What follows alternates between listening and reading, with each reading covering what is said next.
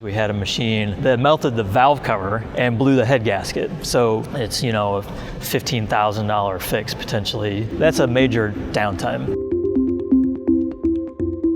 My name is Tim Green, and I'm the Chief Data Scientist at EquipmentShare.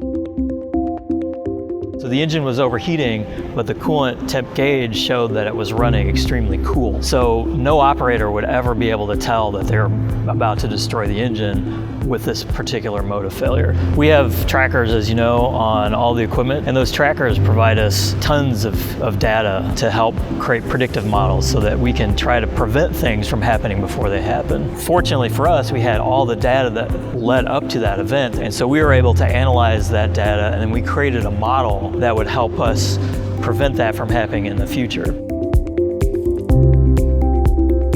So we saw another machine that was behaving very similarly to the one that blew up, and we sent a message to our service tech. They went out to the field and determined that there was a potential issue with some gasketing on that machine's cooling system. And so we were able to potentially prevent, we'll never know because we took corrective action, potentially prevent a machine from destroying itself.